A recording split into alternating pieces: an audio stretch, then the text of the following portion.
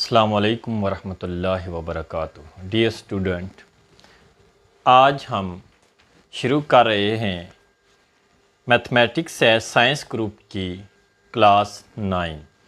इसकी exercise number है 1.1। सबसे पहले वो पूछ रहा है कि हमें find the order of the following matrix. साथ उर्दू में भी, उर्दू मीडियम वालों के लिए भी बताता जाऊंगा कि कहते हैं कि दर्जा झैल मैट्रिक्स से दर्जा झैल कालब जो दिए गए हैं उनका मर्तबा मालूम करें। पहला क्वेश्चन, इसी में हम रेलिवेंट इसी से चीज़ें बताएंगे कि ए इज़ इक्वल टू 2 3 और -5 और 6।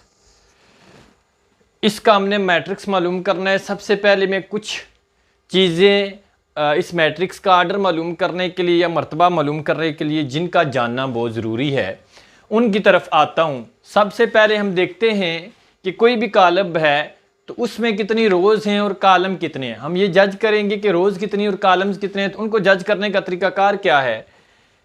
बिलफर्ज यही कॉलम दिए हुआ है 2 3 -5 और 6। इसमें रोज़ क्या है?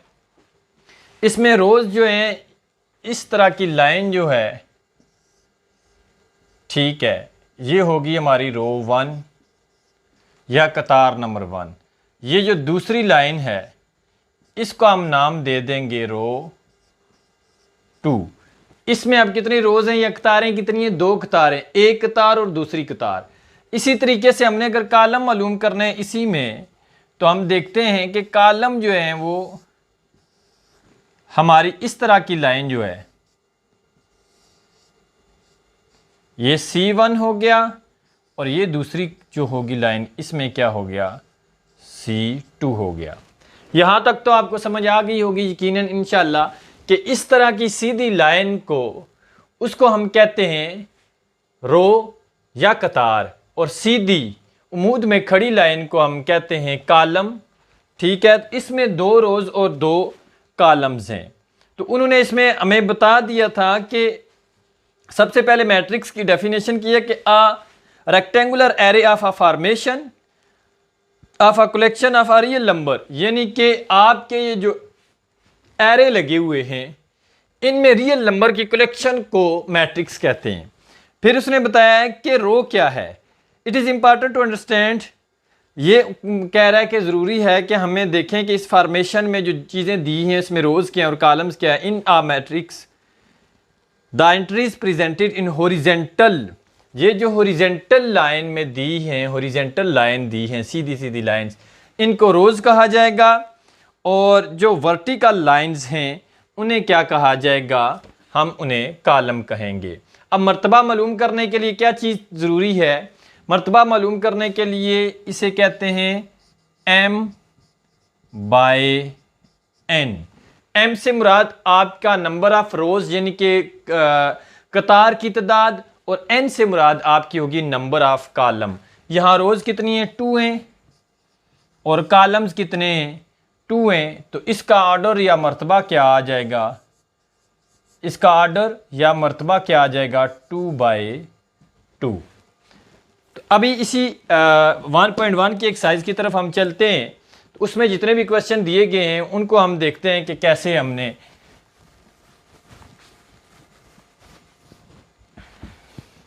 ठीक है, पहला सवाल है, इसका ऑर्डर हम मालूम करने के लिए हम पहले लिख लेते हैं क्या है इसका m/n। इसमें कितनी रोज़ हैं? 2 रोज़ हैं और कॉलम्स कितने? 2/2। एक कॉलम का जो मर्तबा आ गया है वो क्या है? 2/2 आ गया है। इसी तरीके से बी दिया हुआ है इन्होंने। बी में है हमारे 2035। इसमें भी हम कर लेते हैं m/n। m क्या है? 2 रोज़ हैं और कॉलम्स कितने? 2 हैं। 2/2 इसका मर्तबा आ गया। इसी तरीके से हम चलते हैं हम सी की तरफ। तो सी में उसने क्या दिया है? 2 और 4, m/2 n। अब इसमें 1 रो है क्योंकि सीधी लाइन एक ही है, 1 और कॉलम्स कितने हैं इसके बाय 1 और 2, 1/2 इसका ऑर्डर आ जाएगा। डी की तरफ चलते हैं। डी में उसने दिया हुआ है 406। 406 इसमें देखते हैं रोज की तादाद कितनी है और कॉलम सी रोज कितनी है 1 2 3 और कॉलम कितने, एक ही सीधा कॉलम है, ये आ गया। अब हम चलते हैं ई की तरफ। ई में उसने दिया हुआ है ए बी सी, ए बी दिया, फिर ई दिया है और सी और एफ दिया हुआ है। तो उसमें हम देख लेते हैं कि क्या क्या आता है।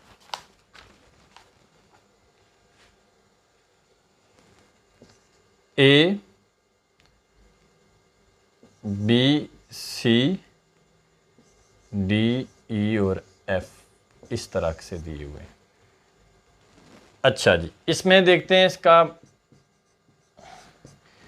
रोज कितनी है 1 2 3, इसमें 3 रोज हैं, 3 कॉलम्स कितने 1 और 2, 3/2। अब एफ में देखते हैं, एफ में जस्ट उसने दिया हुआ है 2, इट्स मीन कि इसकी एक ही रो है, एक ही कॉलम है, 1/1। अब हम देखते हैं जी। जी में उसने दिए हैं जी 2 3 0, फिर आगे 1 2 3 और 2 4 5। अब हम देखते हैं इसमें कितनी रोज और कितने कॉलम्स हैं। रोज कितनी है 3 है, 1 2 3 और कॉलम कितने 3 3/3। अब हम एच की तरफ आते हैं। एच में उसने दिया है 2 3 4 और 1 0 6, m/n कर लेते हैं। अब इसमें देखते हैं कितनी रोज हैं 1 और 2, 2 कॉलम्स कितने 1 2 3 3। पहला क्वेश्चन जो था हमारा यहां क्लियर हो चुका है। पहले का उसने ऑर्डर पूछा था ए का जो 2/2 है, बी का 2/2 है, इसी तरीके से सी का, डी का, ई एफ जी एच। अब हम चलते हैं नेक्स्ट क्वेश्चन की तरफ कि उसमें हमसे क्या पूछ रहा है।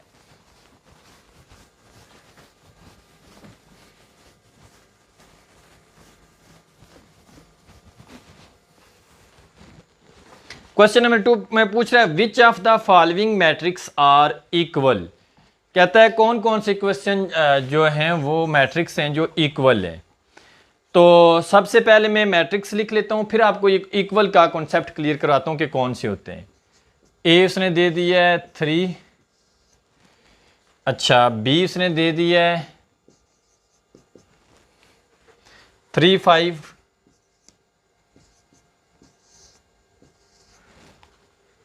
सी दे दिया है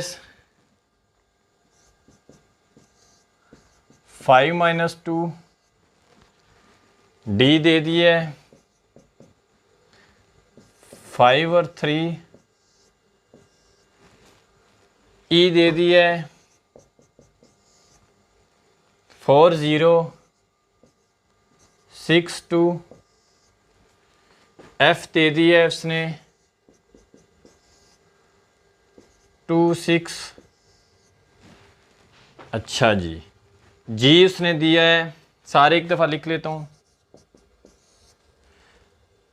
3 - 1 3 + 3।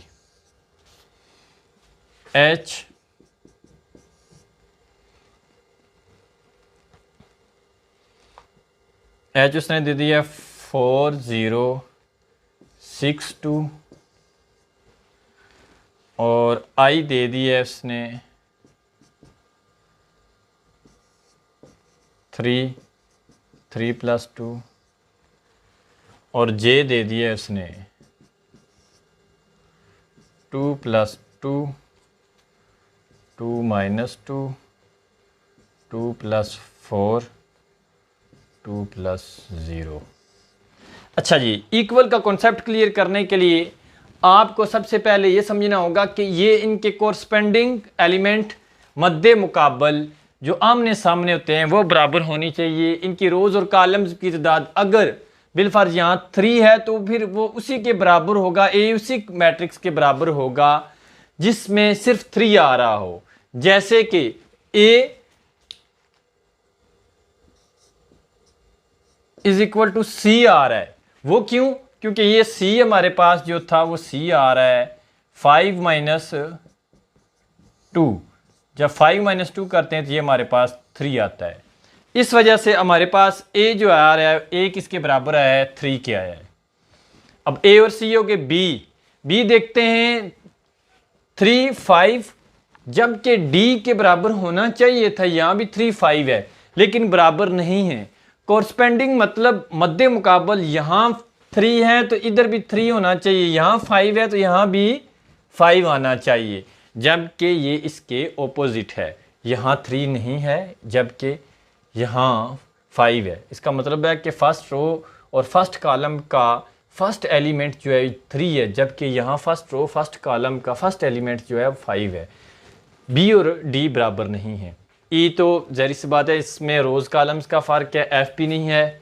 जी देखते हैं, जी भी नहीं है, एच भी नहीं है। हाँ, आई जो है वो बी के बराबर हो सकता है। अब लिख लेते हैं बी = आई कैसे है? ये 3 और 3 + 2 है, ये आई वाला है,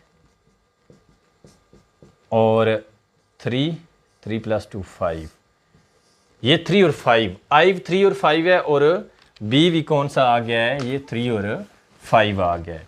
तो लिहाजा फिर बी किसके बराबर हुआ? आई के बराबर हुआ। आगे हम देखते हैं ए हो गया, बी हो गया, सी बी, डी, ठीक है। ई 4062, ई किसके बराबर है? देखते हैं 4062, एक तो वो एच के बराबर है 4062, और यहाँ ये जे के भी बराबर, क्योंकि ये 2 + 2 4 0 2 + 4 6 और 2, ये तीनों मैट्रिक्स आपस में इक्वल हैं ई एच और जे के। अब एफ आ गया, एफ है 2 और 6, और जी भी देखें 3 - 1 किया 2 और 3 + 3 किया तो ये हो गया एफ और जी बराबर आ गए। अब तकरीबन सिर्फ एक बचा है, वो कौन सा है? डी, जो किसी के बराबर नहीं आ रहा था। बाकी आपका 1.1 का सेकंड क्वेश्चन के सारे पार्ट हो चुके हैं। अभी लास्ट क्वेश्चन की तरफ आते हैं, लास्ट पार्ट, ताकि हमारी 1.1 एक्सरसाइज पूरी हो जाए। तो इंतहाई इम्पॉर्टेंट सवाल है लास्ट। ये आपके मल्टीपल चॉइस में से पहले में से आ जाते हैं, कभी कभार शार्ट में भी दे सकता है, लेकिन मल्टीपल चॉइस में ज़्यादा चांसेस हैं। तो लिहाजा इसमें हम पहला क्वेश्चन नंबर 3 देखते हैं। मोस्ट इम्पॉर्टेंट क्वेश्चन जो है तो वो उसने दिया हुआ है a + c, a + 2b, c - 1 और 4d - 6 = 0 - 7 3 और 2d। उसने पूछा है कि find the values of A B C and D which satisfy the matrix equation. कहता है ए बी सी और डी की वैल्यू मालूम करनी है। जब उसने ये इक्वल का साइन दे दिया है, इसका मतलब ये है कि ए + सी की वैल्यू हम ऐसी पुट करेंगे जो कि 0 आए। इसी तरीके से a + 2d, a + 2b है तो a की जगह कोई ऐसी वैल्यू पुट करें b की वजह से, जब इनमें आपस में प्लस माइनस करें तो -7 आना चाहिए। इसी तरीके से c की ऐसी वैल्यू हो जिसमें से 1 माइनस करें तो ये क्या आए? 3 आए। इसी तरीके से 4d - 6 को आप सॉल्व करें और 2d को भी d की वैल्यू पुट करें तो सेम आना चाहिए। पहले सबसे हम इनकी इक्वेशन बना लेते हैं। a plus C is equal to 0 है, इसको हम 1 का नाम दे देते हैं। दूसरी a प्लस 2b है, वो -7 के बराबर है, इसको हम इक्वेशन नंबर 2 का नाम दे देते हैं। c -1 है और 3 के इक्वल है, इसको हम 3 का नाम दे देते हैं। और 4d - 6 is equal to 2d है, इसको हम 4 का नाम दे देते हैं। लेट्स सी, अब देखते हैं कि कौन कौन सी सॉल्व हो सकती हैं। इक्वेशन नंबर 3 है हमारे पास, c -1 is equal to 3, c minus का 1 उधर जाएगा, प्लस हो जाएगा c + 1, c is equal to 4। इसी तरीके से अब c की वैल्यू आ गई है हमारे पास, d की वैल्यू भी हम निकाल सकते हैं।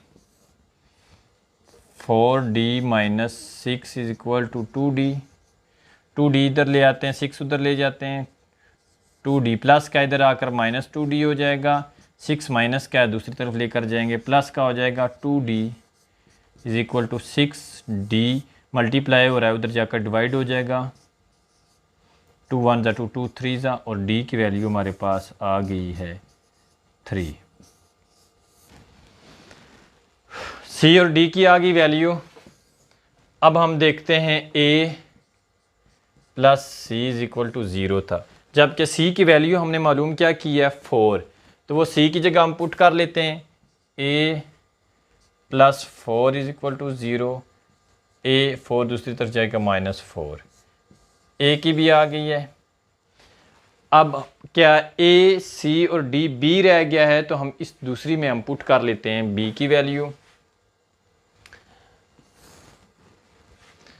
a plus 2b is equal to -7, a की हमारे पास वैल्यू हुई है -4 plus 2b is equal to -7, 2b -4 उधर जाएगा तो +4 हो जाएगा, 2b is equal two plus minus minus 7 में से 4 गए 3, -3, ये 2 मल्टीप्लाई हो रहा है, दूसरी तरफ जाकर डिवाइड हो जाएगा ये। अब हमारे पास सारी वैल्यूज़ आ चुकी हैं, a की आई है, b की आई है, c की आई है और d की आई है। अब वैसे ओवरऑल यहाँ तक हमारा क्वेश्चन कंप्लीट हो चुका है, लेकिन हम ये जज करना चाहते हैं कि अगर इसमें ये चीज़ वैल्यू पुट करें वही जवाब आता है या नहीं आता, इक्वल का क्या मतलब है। तो ये जस्ट आपका कॉन्सेप्ट क्लियर करने के लिए है कि अगर मैं ये चीज़ इसमें a की जगह a की वैल्यू पुट करूँ, c की जगह c करूँ, क्या 0 आता है। वैसे जस्ट अपनी सेटिस्फेक्शन के लिए, अपने आप को इत्मीनान देने के देखते हैं, a की जगह हम लिख लेते हैं, a की वैल्यू आई है -4 और c की आई है 4, -4 + 4, ये a की वैल्यू आ गई है, a की -4 और c की +4। अब a की इस जगह वैल्यू पुट कर देते हैं, a की क्या है -4 और +2, b की हमारे पास वैल्यू क्या आई है -3/2, ये आ गई वैल्यू। अब हम देखते हैं c की वैल्यू, c -1 है, c की आई है 4 -1 और 4d क्या था 4 और d की वैल्यू आई है हमारे पास 3 -6, जबकि इसके इक्वल है 0 -7 3 और 2d। अब d की जगह 2 की जगह d की जगह वैल्यू लिख लेते हैं, यहाँ 3 आ जाएगी। अब ये प्लस माइनस माइनस 0 हो जाएगा, ये 2 2 से कट जाएगा, माइनस माइनस प्लस 3 + 4 7, -7 आ जाएगा। 4 में से हम 1 को माइनस करेंगे 3 आ जाएगा, 4 3 ज़ा 12, 12 में से 6 माइनस करेंगे तो 6, इसी तरीके से 0 -7 3 और 3 2 ज़ा 6। वो ये कहने की कोशिश कर रहा था कि ये दोनों इक्वल हैं, ये जस्ट आपको समझाने के लिए ताकि आपको पता चले कि ये पूछा क्या था। अब हमारी 1.1 एक्सरसाइज कंप्लीट हो चुकी है।